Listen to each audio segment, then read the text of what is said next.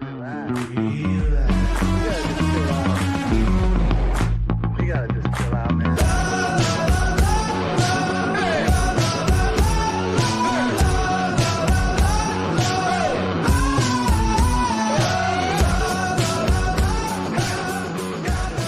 Pittsburgh Steeler fans, welcome back to another episode of the Scho Bro Show. This is Steel Curtain Network editor Dave Schofield coming at you Tuesday night, just after 9 p.m. Where else as a Steelers fan would you rather be?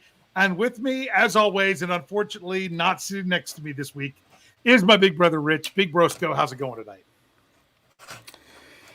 We're Schos, we're bros, we're slow. Let's go. Let's go.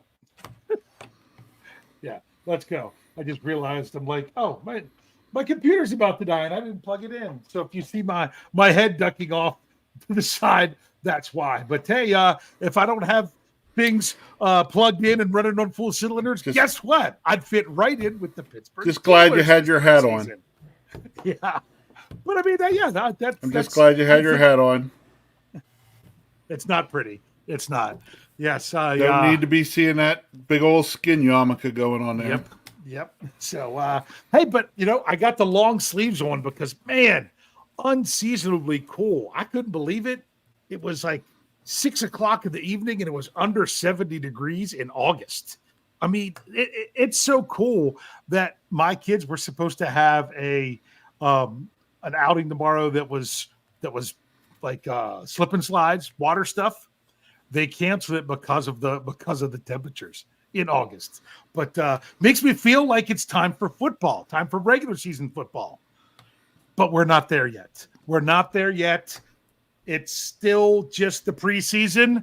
But man, we've got stuff that we can learn. And what we're talking about tonight is the uncomfortable Steelers preseason. That's kind of the whole throw. So shout out to Coach Tomlin's, we do not seek comfort. Well, if you're not seeking comfort, then you're right where you want to be because you should not be very comfortable, particularly offensively right now.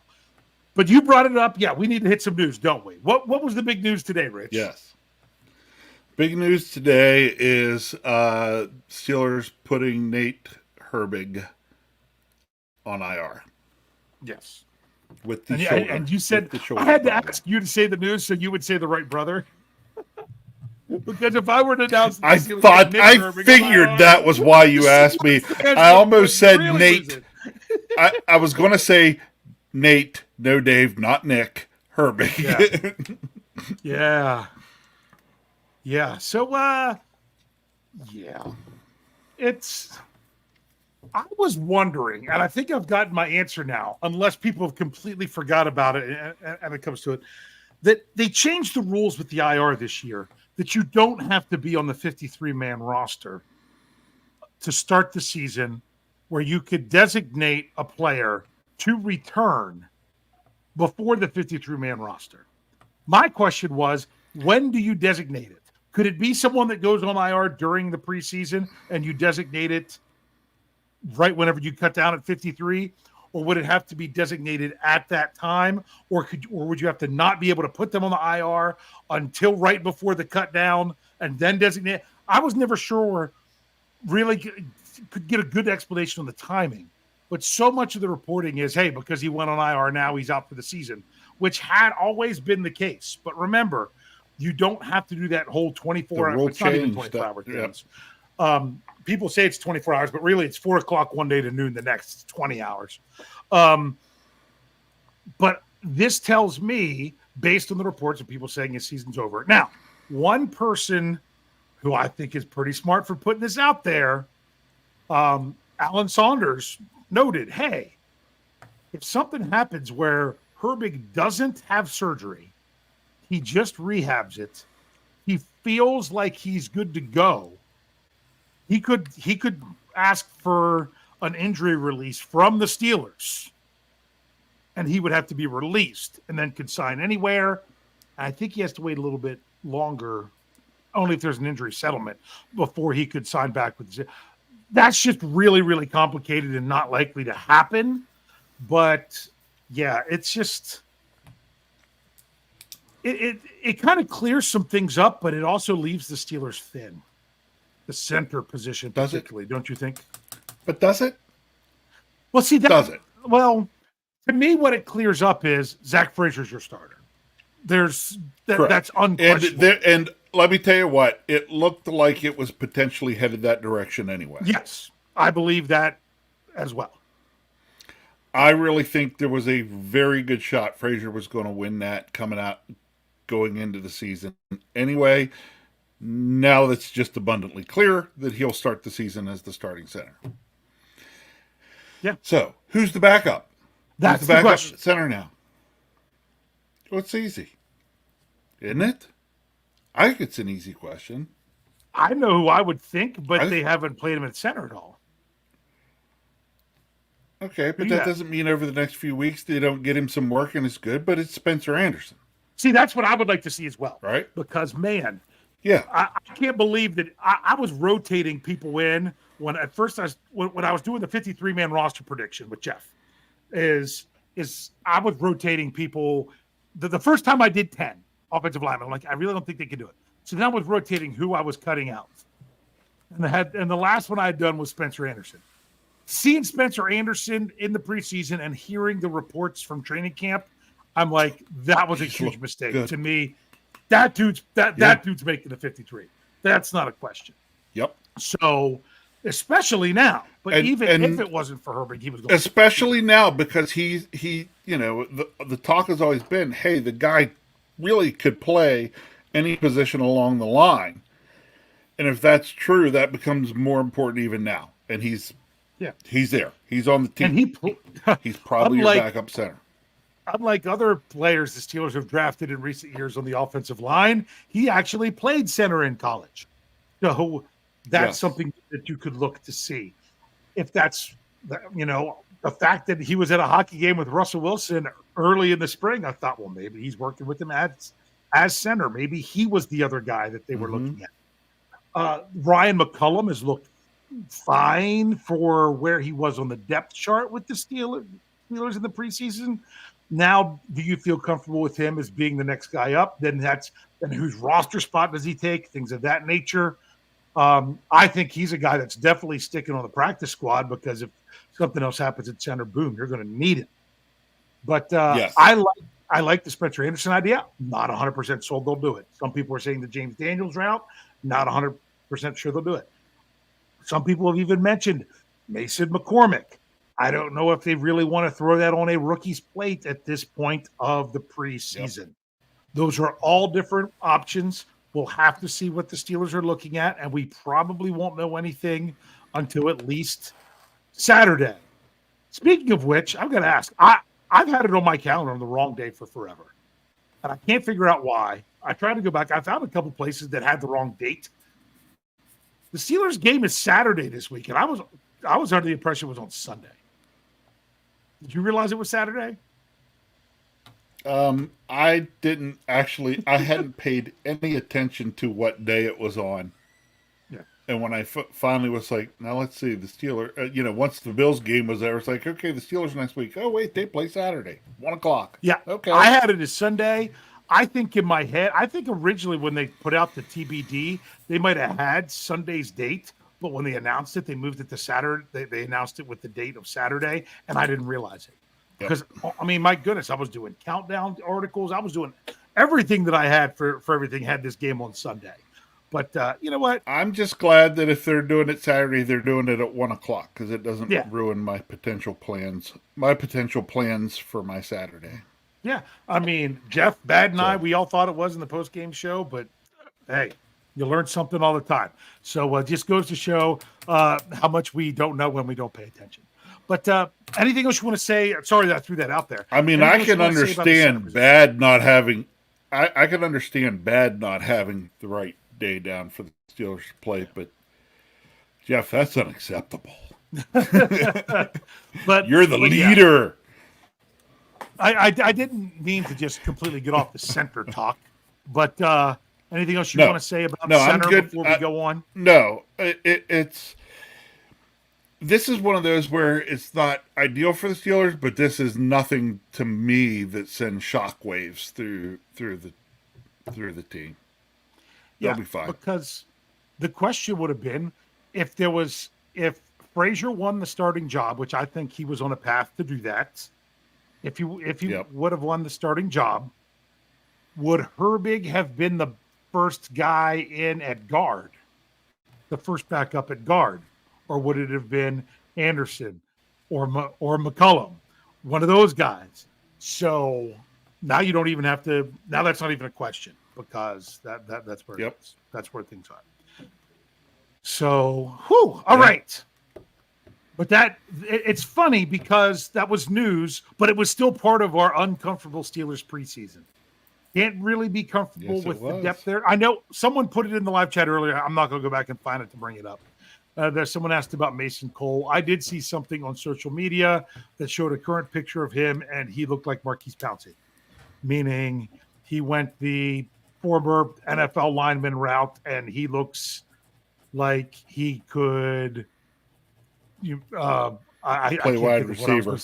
I don't know about wide receiver, but yeah, he does not. He'd be a pretty light tight end. Yes, so yeah. I think that's kind of how it's gone. So just for anyone that was asking about that, I just thought I'd put that out there. So Rich, today, I'll tell you something that gets lost in the shuffle, where I am pretty comfortable when it comes to the Steelers preseason. Do you realize the Steelers defense is only giving up an average of 14.5 points a game? Yep.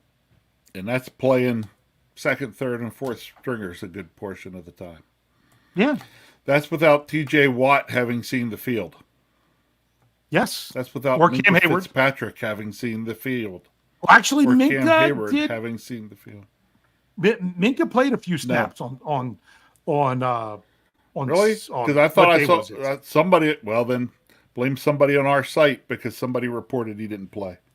No, he played 10 snaps on defense. Did he? Because I remember that from me doing the my opinion of their opinion, talking about the PFF scores for Minka. Yeah, he played briefly, but just a little bit.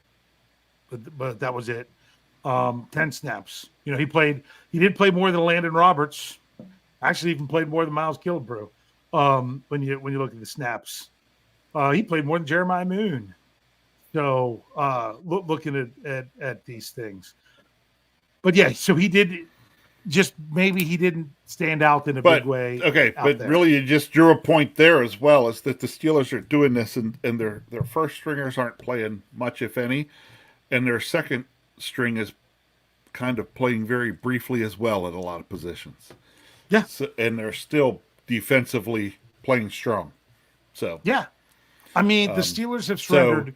So that is I draw comfort in the defense. Yeah. I think we all know what we're going to spend our show talking about then, don't we? Yeah. I mean they've given up. You know what else I draw comfort in? You know what's that? You know what? Can I go ahead and let you know what else I draw comfort in right now? Boy. Okay, I'll go back to the defense. Go ahead. Okay. Well, you could kind of play this in there. Was it nice to see some long, consistent punting? Yeah, it was. But there was times it was basically out kicking the coverage. His last punt that wasn't nearly as long was actually almost netted more because they were right there for the coverage. So it's going to be a balance. But it's good to see that there's the potential that he can, right? To just be like, boom it. Oh, you know, it was nice to see a 65-yarder not have it followed up with a 30-yarder, you know? Yeah. Yes. That's honestly, I don't have to see a 60-yard punt every time, especially if they're going to have a 13 or 15-yard return.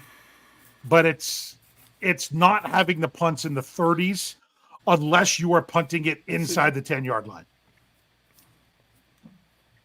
See, I'm okay with the 65-yard punt with a 15-yard return because you're netting 50. Yeah. And if you're netting 50, I'd take that all day. And I'm also fine with a 48-yard punt with no return, you know? Those are to me, those are close enough. Correct. Yeah. So those are those. I mean, it's still an evolving process, and the question is, did they say, "Hey, kick it deeper. You're fine if we're not down to cover it. We want to make sure they're not going to fair catch it, so we can see what our coverage guys can do." They decided to say that. I don't know, but because you got to remember too, they might have. This week he didn't have any fair caught. Yeah.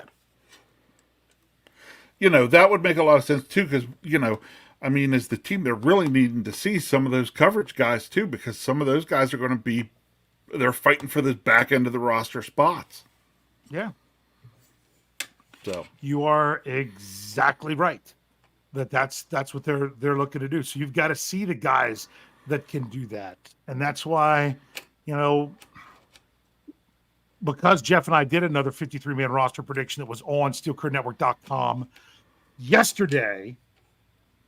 That's the trickiest part, is those moving things around. I'm actually working on an article for the website to say, hey, is this the year that the Steelers go back to how they used to do things and they don't need to keep a seventh defensive lineman?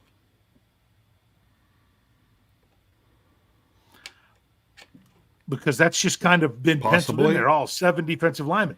They used to only keep 6. It used to just be 6. So is this the year that they're like, you know what, we kind of need that spot for somewhere else? So, it could be. So looking back at the Steelers' defense, they gave up no touchdowns last game, and the 2 touchdowns that they gave up in the first game were both set up. Were both drives that did not have to cross midfield. Correct. Set up by bad special teams. Yep. So that's what the defense has surrendered. Other than that, it's been 5 field goals. And I know someone else said in there, well, they haven't really been tested a lot because it was just Mitch Trubisky. Yeah, but they didn't give up a touchdown to Mitch Trubisky. They only gave up, 1 field goal? Correct. Was Trubisky still in the game when they got that field goal? I'm trying to remember. I'm not even sure he was still there. It was in the first half that they had. Yeah, but it was further into the second quarter, I don't remember if he was still in there. Yeah, I'm trying to figure it out. Well, I'm looking for the list of plays here, but I got to go all the way back to the second quarter and see while you're looking, I'll bring up, because I like what Sherry Richards said. Say, yeah, it was Trubisky. Go ahead. Okay, Sherry Richards says, "Hey, Mark Robinson may have saved his job. He's definitely made it interesting. He was a guy I was thinking, that's it, Mark Robinson, he's done. Now I'm not so sure. Now he's really, fighting hard to stick around." I put him back on my 53. I had him all off season. I'm like, nope, they need to be better than him. But he was right. He was the guy that was draped on the tight end where Trubisky tried to force it in and high and went right to Killebrew. He was the guy defending that. Yeah. Now, if you look at the PFF scores, Mark Robinson had a very low score because he wasn't defending the run as well as he typically was. But look, in the second half, the Steelers were struggling to defend the run when that's all Buffalo was doing. They only dropped back 4 times, got sacked once, and was 2 for 3 for 12 yards. That was the second half passing game in that game. So that was pretty interesting. But we're talking about stuff that's comfortable. What we really want to talk is what we're really uncomfortable about.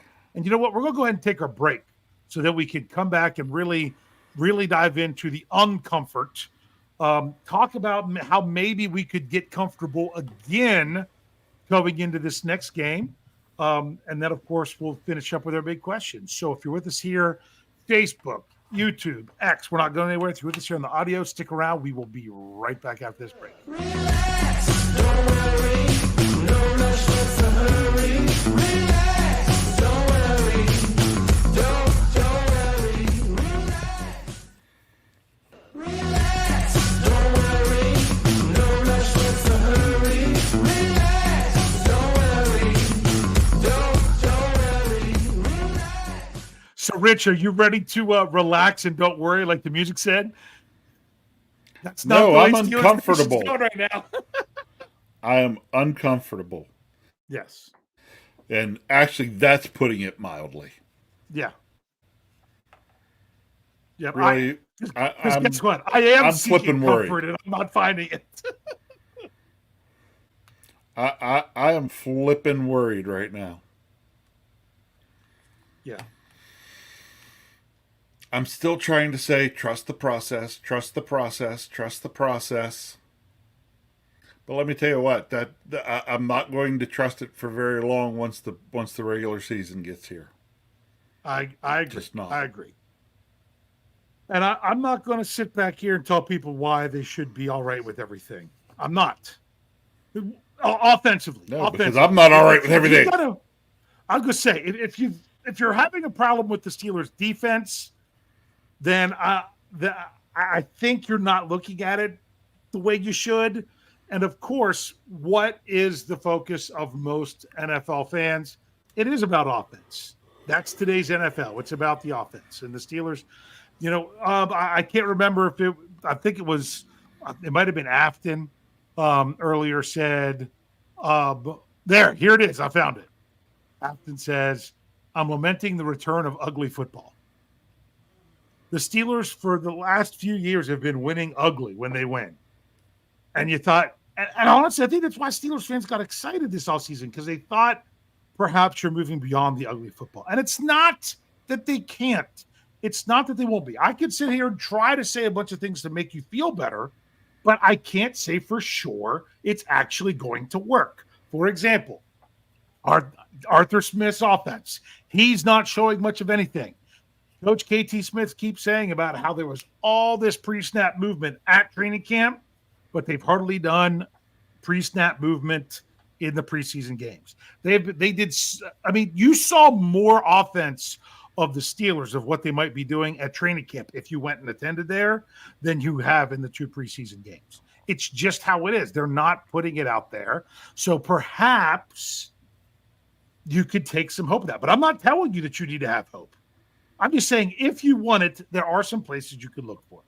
The whole, last year they were so good in the preseason and all on offense, and then they were terrible during the regular season. I'm just hoping it's the opposite of that. I am not trying to buying that either, because that is not really how it works. That's not really how it works. But just remember, I had to go back and check how many Super Bowl winning teams didn't win any preseason games. I'll be honest with you, a lot of them don't have winning records in the preseason.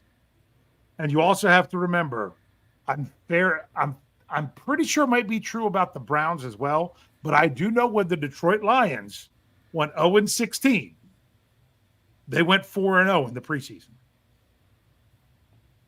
So I'm not saying a great preseason equals bad or a bad preseason equals good. I'm just saying everything doesn't translate. But there are definitely things that are concerning. To me, the most concerning thing is the passing game all around, from the moment the ball was snapped until the whistle blows. I'm concerned about the protection. I am concerned about let's look at Russell Wilson.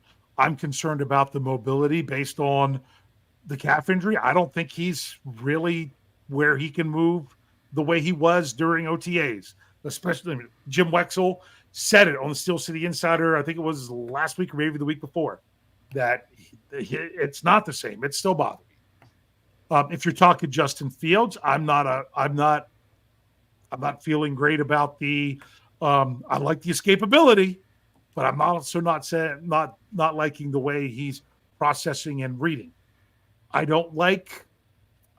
not saying that, because I'm not a wide receiver expert at all. Some people are saying the wide receivers weren't getting open last game, and that was the problem. Others are saying, nah, they were. It just, they didn't have, the quarterback didn't have time for even when they were getting open. I'm not going to break that down. I'm not the right guy to give you that answer. But with the receivers, that's concerning as well. To me, there's a lot going on from beginning to end with the passing game that has me concerned. Rich, how about you? Yes. And to me, right now, it all starts up front. I'm like you. I haven't gone back and really tried to break things down play by play and seeing what's going wrong. I don't know if the Steelers right now, offensively, in terms of pass blocking, are just trying to line up and go one on one with the guy across from them. If there's not a whole lot of, what do I want to say? And if that's just what the defense is doing, line up and going one on one against, which a lot of defenses do in the preseason, they don't, you don't see as many stunts and twists and all these different things, which has your linemen basically going from used to working closely with the guy next to them. If they're just working one on one, okay, I can see where that would just kind of get old, or you just feel out of sync in the game. But it's concerning the amount of pressure that's coming so quickly on the quarterbacks. Yeah. And I don't like to point them out individually, but we kind of need to have a little bit of a conversation about Broderick Jones. Yeah, Jones. Everybody keeps bringing him up here in the live chat, and we do. That was bad. On a screenplay, he got driven back into Russell Wilson. Yeah, I know. He gave up the sacks, and other things, and a lot. I know people are going to start chiming in, and I know the popular thing is saying, if he's going to be your left tackle, you need to just put him there and leave him be. I'm not saying that shouldn't be the case. I'm just saying that may not necessarily solve anything. I don't know. I'm more apt to believe that's not the answer more than something else is, of just putting him on the left side and leaving him there. I don't think it would hurt if they did it. I'm just not convinced that it's going to fix what was going wrong. Because, like, I've said that a whole bunch of times, and I know if you listen to the Q&A, Jeremy Betts, he really wants the Steelers to just move on from Dan Moore. The problem with moving on from Dan Moore right now, outside of maybe Zach Frazier, he might be playing the best on the offensive line. People just assume he's playing bad because they're convinced he's bad. But he hasn't been. He hasn't been great, but he hasn't been bad. And there's been others that have been bad. So that's dangerous. And, just back to Broderick Jones for a minute. Did the guy just have a really bad night the other night? Maybe. That very well could be. Yeah. Maybe. I mean, everybody, I don't know about you, but I know I have days where I go to work and just have a bad day and I'm just off and everything just doesn't go the way it should. I hope that's the case. But now you better then prove, you got to show us that was the case. Yes.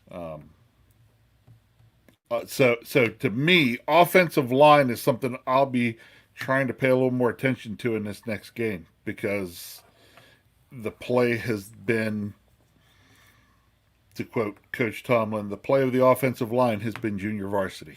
It has been JV, yes. Yeah. So, I mean, I'm going to say one other thing about Broderick Jones that I want Steelers fans just to keep in mind. I'm not telling you this. Just remember this. We knew Broderick Jones was super athletic, but very raw. He did a nice job last year at right tackle. He did even better at left tackle against the Ravens when he had to fill in there. He stepped up and did great. So I get that that's the Steelers' left tackle of the future.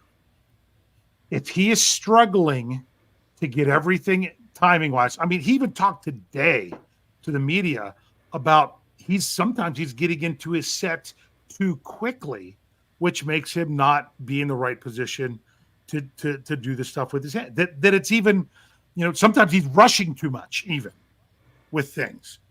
So my thing is, if he's still trying to get that figured out and work on it, where he's doing a nice job run blocking, not so great pass blocking, do you want him on the left side as he works that out? That's just something to keep in mind. I said it early in the offseason that if that's the weaker part of his game is pass protection, then should you be in a rush to put him on the left side if he's not ready? I just thought he was going to be ready this year. I thought he was going to pick up right where he left off at the end of last year and just get going, and it just doesn't seem to have been the case. So We'll see. yeah. And I mean, I know then there's a lot of people that really want to talk about the coaching and everything. And I don't think that it was put with the offensive line. I don't think that's beyond criticism at all. Especially when it seems like it takes the offensive line forever to get going year after year. Every year. Yep. Under Coach Meyer. But I don't know what was going on there. Once again, the Steelers really, it's very rare that they get rid of a coach before the end of their contract. So you could talk about, they say about so much of that is on Pat Meyer, but is it? I can't say for sure that it is, but I'm not saying that it's beyond criticism. Let's just say this. Sometimes we turn criticism right to somewhere where we're sure of it. Okay. Like Daniel Red said here, although the last name's wrong. He said, well, Dave, almost that is on Pat Meyer. We're assuming this as fans, but we really don't know that. It's not that it's not like you can say that it's not on him, but you can't definitively say that it is. They've been moving them around a lot and not had the same unit out there together a lot. I don't know if that's Coach Meyer. I don't know if that's Coach Tomlin. I don't know if that's Arthur Smith. We don't know. But something's not right. And I don't think anybody should be off the hook, players or coaches. That's correct. From players to coaches to anything. Right. It's something's not working right. I don't care whose fault it is. Fix it. That's it. Fix it. Yeah. Because then Afton wants to know, and I know we have a super chat. I'm going to get to it, Marky D. I haven't forgot about you. He said, she said, Dave, is any of this difficulty on the O-line due to the turnover? I mean, they do have a lot of young guys, which means there's growing pains. But I mean, my goodness, the most veteran guy they have on the line, not veteran with the Steelers, but veteran in the NFL, is Isaac Seumalo, and he was not good on Saturday. He was not. So I'm going to bring up something else. But before I do, okay, and I'm just going to say Verge. Keeps throwing the name out there. And I'm going to say, this is still fool's talk. It really is. This is fans that don't understand things grabbing onto the past and thinking that's the only way to do stuff. The only chance to fix it is not Mike Munchak. That's not the only chance to fix it. If Mike Munchak wanted to come back to the Steelers and the Steelers wanted Mike Munchak back, it would have happened. It didn't. We need to stop living in the past and we need to keep moving forward. Just because the Steelers had 2 All-Pros that Munchak inherited doesn't mean he is the only thing that can ever happen. He was a fantastic coach when he was here. Absolutely. Could he do the same thing with this offensive line? I don't know. I don't know that he could. I don't know. So to think that's the only thing it's going to be and to keep throwing that name out there, it's just kind of crazy. So, all right. I was going to say something else, but I had Give me a dingo dollar. That dingo, that's what it was. Thank you. Give me the dingo dollar. Okay. Steelers Nation, Australia. It's funny because we always think the answer is something in the past, and sometimes we just have to do with what we have to do with. There we go. Because the dingo dollar, $5 in tip jar. Thank you, Marky D. He said, the season's over. It's time to watch reruns of Seinfeld. I prefer the Big Bang Theory, but although I do love some good Seinfeld because so soon for you. Who was on there? Might have been George or somebody on there that was like, not that there's anything wrong with that, because that was the first thing I thought. Not that there's anything wrong with that. Yeah. Yes. So. Absolutely. So. Yeah. So. I'm sorry I kind of went off the whole Mike Munchak thing. It's not happening this year. We could talk about it all we want and dream about it. It didn't happen. And to say that that's the fix isn't realistic. Look, That's my biggest. there's thousands and thousands of ways that this could be fixed, right? Yes. Some of them involve just doing the work within, as air quotes, inside the building Yeah. with what's there. Okay. Yes. Could other fix involve making changes? Yes. There are thousands of ways this could be fixed. The question is the steel, but we don't have time to try thousands of them. We only have time to work on a couple of them, if that. So, I really have a feeling it's going to be, they're going to look at what's wrong, reevaluate, and try to get everything fixed from within, everything from the coaching to the players to the, it's just, as a group, figure it out and get it right. And it could be. I mean, honestly, if there's anything that could be fixed quickly, I think offensive line play is something that could really come around quickly. I think that's the easiest thing to get right first. I think you're right. Yes. It's like, believe it or not, even with what we're seeing, right, and what's not looking good, might be so close. And it's not going to take much to tip it to where it goes from not looking good to being like, we're fine. Yeah. It's, it also could be that we just can't get that, even if it's to where it just needs a little bit, you might not be able to get there and it just stays looking ugly for a while. And that's what I hope is not the case. I just hope that the folks involved understand where the issues are and are working hard to try to fix them. And I assume they are. Yes. Now, I'm going to say something. This is another one. If you're someone who's looking for comfort, you're seeking the comfort, you don't have it, I'm going to throw something else out there. And maybe the Steelers were seeking a little bit too much comfort. Because you know what? All the reports were, man, did the Steelers dominate the joint practice. On Thursday, the Steelers, they won. The offense won 7 shots against the Bills' defense. The defense won 7 shots against the Bills' offense with Josh Allen's. I don't know. It's Chase Daniel. What's his name? Josh Allen. There.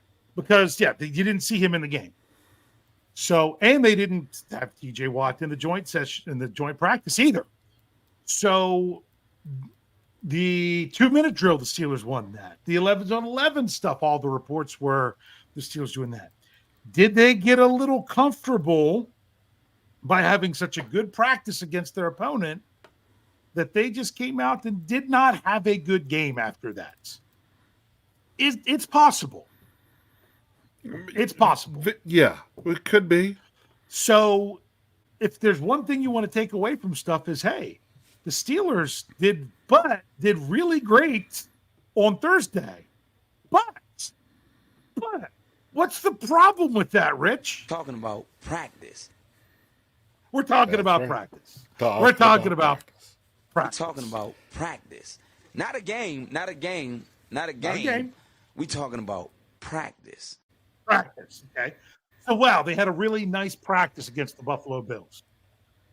You still wanted to see that translate to a true game situation. And I say true game situation in the fact of you have the clock, you have the refs, you've got it's kind of the warm-ups. That's crowd. another. Both teams were kind of off a little bit. I mean, no one scored a touchdown. They didn't have their typical warm-ups. They didn't run out of the tunnel. There was no player introduction. They had been cleared off the field. Things weren't the same, and then they kind of rushed in to start the game because it was on NFL Network. I'm not looking for excuses. I'm not trying to seek comfort. No, but That was weird. Here's what some of that all comes down to then, okay? This Saturday at 1 o'clock, we could learn a lot. Yeah. All it takes is seeing this next game, how how the team responds, how they execute, those types of things. And it could be, we could sit here next week and say, okay, that with the Bills, blip on the radar, what we saw Saturday, that's what we want to see more of, and then that's what we're looking at, hoping to get more of going into the regular season. We could go and this time next week be talking, wow, this is a really bad trend, and what are they going to do to fix it? We could be having more along these same lines of still being really uncomfortable. But there's only one way to get there. Yeah. What I'm talking about next week, and that's play this game coming up on Saturday. Yeah. Yeah. So play the game on Saturday, see how things go. In the end, what I'm really worried about is that opening game in Atlanta. That's where I want to see everything put together. Yeah. So, but here's my thing.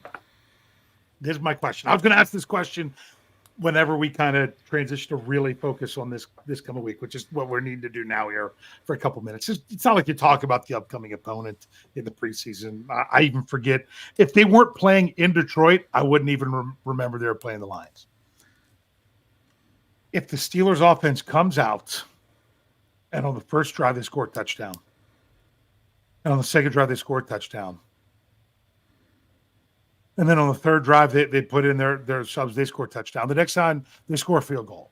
So let's say they put up 30 points in the game in all, and the first offense looks great.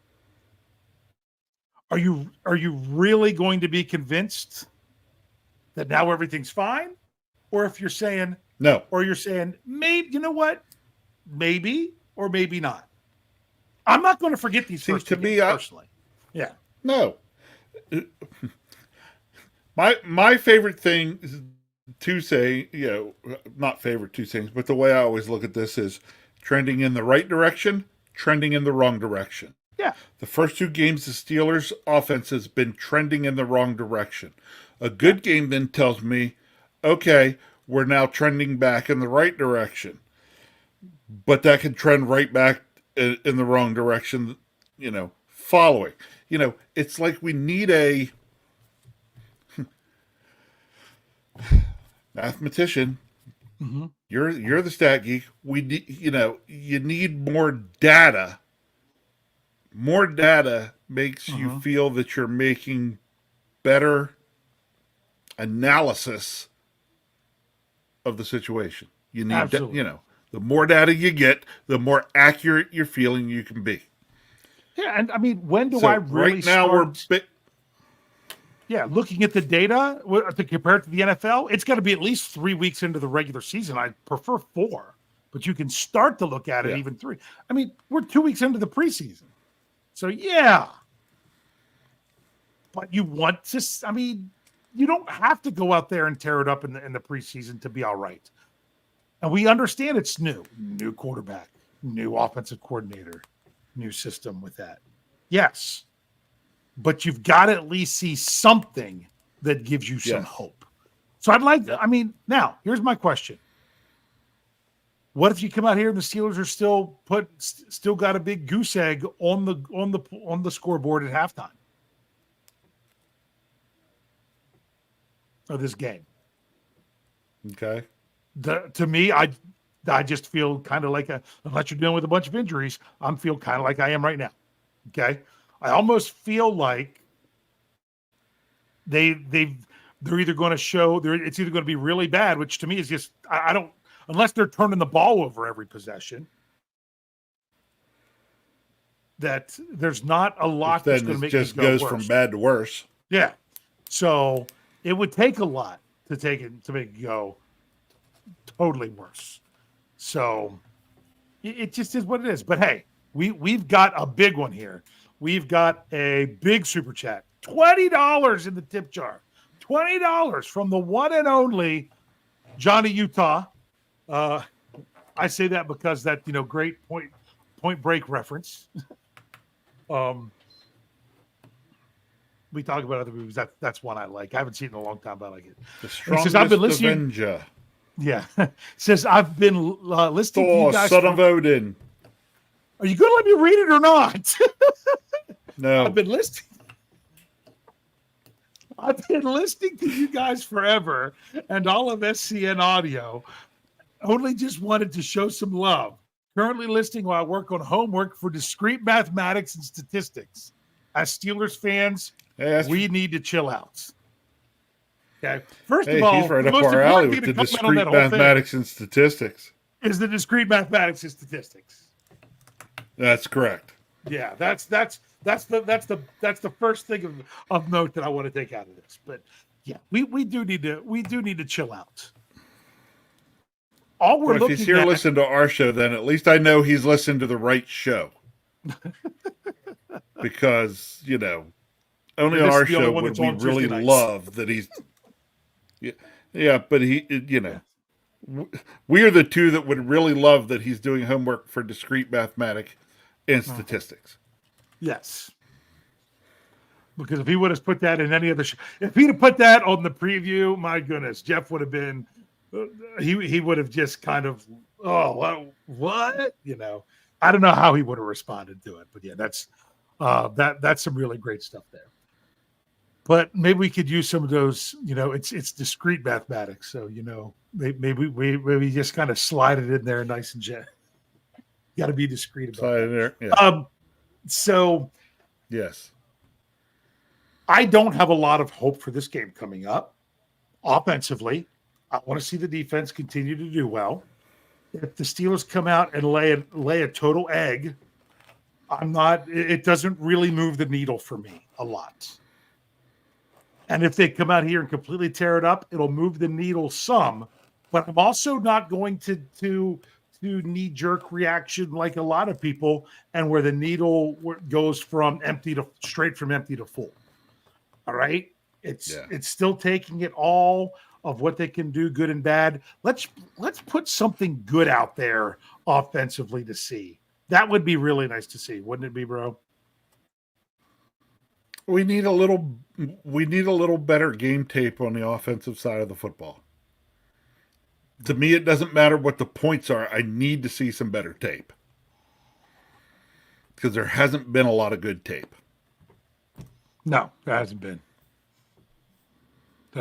So maybe, hey, the Steelers love to invest in the trenches. That was, when Andy Weidel spoke with the media, that's what he talked about. So let's focus on getting it right up front. Coach Tomlin said it following the game. He's right. They really, if you're going to improve things, you have to improve it from the start of the snap to the end of the whistle. So if you're going to start with the start of the snap, you've got to get it blocked up front first. Whether it's the run, whether it's the pass, everything that they got going on there. So, and of course, Brian Brown hit it huge right there. No more injuries. Okay. So now, are we really going to care about these first two games when we're stuck in 6 months of not knowing what to talk about next March, April, May, and June? We're not going to care about these preseason games. No. All this is tuning up and trying to hopefully foreshadow what's to come during the year. Hopefully the foreshadowing is done by the defense and not the offense, because I'm fine if that's the way the defense plays this year. Rich, you ready to get to the big question? Yeah. All right. Give me your thoughts. Big question away. For the Steelers' final preseason game, what do you have for your score prediction? Now, remember, everybody, don't put your score in the live chat yet, because wait till I put it out there, and then I'll bring everybody's up to read. All right. Here is my score for the Steelers' final preseason game. Detroit Lions 7, Pittsburgh Steelers 5. So they'll get a field goal, and the defense will come through with the safety. Yes. I was expecting 7-6 is what you're going to say. But Nope. 5. You're going with 5. Defense Okay. comes through and scores some points. Almost outscores the offense. There you go. So we'll see how that goes. That's a pretty good one. For me, I have to give mine Thursday on the last week I was going to pick the Steelers to lose until that practice that day. Then I got all hyped up with hearing all the great reports from the Steelers joint practice last Thursday, and that just kind of got me amped up that we were going to see great things in the next preseason game, and then I was just let down a little bit more. So there we go. I just put it out there to where it's in the live chat for people to put their scores in there, and we will bring them up and read them to finish out the show here. Okay. Steel Dog 88 jumps in first. He's got a 6. Oh, wait, that was no, he was not first. He was first. Yeah, there you go. Steel Dog 88 was first. There you go. I said Steel Dog 88. The problem was when I clicked on it, it jumped ahead. You didn't click on it. We'll get to it. Yep. Steel Dog 88 was first with a 6-6 tie. That's very interesting. Watch, it's because the Steelers scored a touchdown as time expired and then missed the extra point. Remember, there's no overtime in the preseason, so that's a good thing. Okay. Humberto, bring that one back up. He says Steelers 45, Lions 3. That's having optimism to turn it around. That's great. Okay, George T doubled down on your safety and said he's going 2. He's got Detroit 11-4. That sounds like more like the Tigers versus the Pirates than does the Steelers versus the Lions. Yes, it does. Afton has 12-3 Detroit. I'm assuming that was it's to say Detroit. She fixed it later. I was going to say, I thought maybe she was making a joke, and if she did, I didn't do it right. So thank you. Okay, Brian Brown has Lions 3, Steelers 2. Kathy Ford has 21-9. If you don't put a team, that means you're saying Steelers. Let's see. Johnny Utah, because he's here in the live chat, gets to jump in. Says 21-17 Steelers, and Russ looks good. Okay. Gavin Anthony says Youngstown / Pittsburgh 16, Detroit / Grand Rapids 13. Gotta love these little throwback things you got going there. James, yes, I really like this. Fecho? Yeah, James Fecho. I think I got that right. I hope. 13-10 Steelers. Sherry Richards has 16-12 Steelers. Daniel Red has 16-6 Steelers. Yeah, that's a good point of someone put in there about so just keep looking. That Arthur Smith is running the same plays because they're not show anything. Okay. I've got Oscar MP. I haven't seen this one in here before that I can remember, unless it was a screen name change. Steelers 10, Lions 24. Jamie Carlo says same score I predict every Steeler game. Steelers win 24-10. Verge, I'll just leave it at Verge. Says Detroit 17-1. It's the Canadian rules where you can punt the ball out of the back of the 20-yard end zone and get a point. Yep. Let's see. Here we go. John Walter has Steelers 13, Lions 20. Honestly, I'd be surprised if the Steelers gave up another. No, they could, depending on how much they play their starters. I did a breakdown on Monday at steelcurrentnetwork.com of trying to say, hey, this is how much the starting units played last year, if you wanted to know. And I went by the snaps. Like TJ Watt, he played the first series. It was 3 snaps. And in 3 snaps, he had a sack. If you remember that last year. Yeah, I do remember that. So I broke that down a little bit there to I have a feeling we are going to see the ones, just not very long. I think the Steelers should be willing to go more with the offense if they need to. I think the defense, you can have a fixed plan going into it and stick with it because we've seen what we need to. Here we go. Humberto says Steelers 3, Lions 20. Oh, wait. Sorry. He specified that wasn't a dash. That was -3. There we go. AFL 67 says Steelers 10, Lions 13. Let's see. Yes. Hey, people are down and frustrated. I think that's the last one. With things. So I think that's all we got right now. Another one. Keep up. I got 2 more popped up. Get that one. Brian Haynes coming in on Facebook, not with the Captain Underpants on the YouTube side, said Steelers 13-5. So they give up a safety. What we have going there. So all kinds of all I kinds got of that safety thing popular. Yep. So sorry, Jamie, we had yours before. Did we? Okay. Yeah, we did. Just so everybody, All right. Make sure you're Okay. checking out our podcast. There might be something going on with the Steel City Insider. It might not run at its normal time if it runs because of something going on with Jeremy Ritz that could keep them from getting their episode. If not, we'll see what we can do there. Other than that, you should have your regular lineup coming from us with a game on Saturday. I got to remind myself, Saturday, including a post-game show. I know I'll be there. Jeff said he'll be there. Brian has to adjust to it being a different day. We'll see if he'll be there or not. I'll be back for Pittsburgh Standard Time with Greg Benovit Thursday morning. And then I'll also be back here live on YouTube, Facebook, and X with Jeff and Brian for the Steelers preview on Thursday evening. I'm scheduled to be here. I do have to admit that it's my youngest son's birthday, but it looks like if I should still be able to do the show. And make sure you're checking out steelcurtnetwork.com. We're continuing to drop all kinds of content, and there are lots of great stuff from people like Tony Defio, KT Smith, myself, Jeff Hartman, a number of other writers that's bringing you all as much content as we can here through the preseason.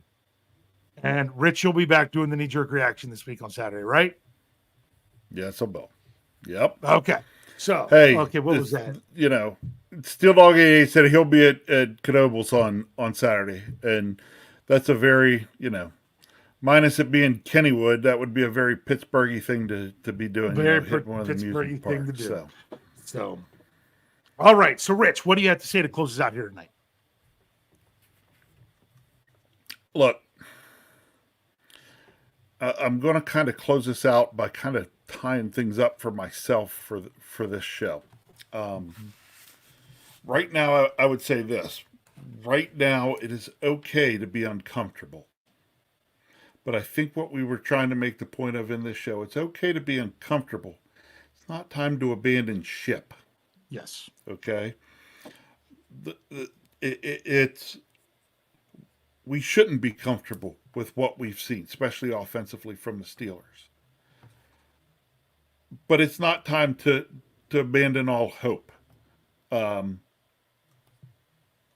As I said, we're trending the wrong direction and just need to get things back to trending the correct direction. If that happens, the Steelers will be fine. Okay? And as I keep saying, the first step to that happens this Saturday at 1 p.m. We got the 1 p.m. part right. We're just on the wrong day. It won't be long till the Steelers are back to playing football when God intended. That's right. It's coming. But we're getting close to that with Saturday at 1 p.m. We'll be there Saturday, 1 p.m., trying to see, can the Steelers kind of get things trending the correct direction? Because, you're looking at 2 weeks and a day then, and it's opening up, and everything counts. Can't wait. Relax.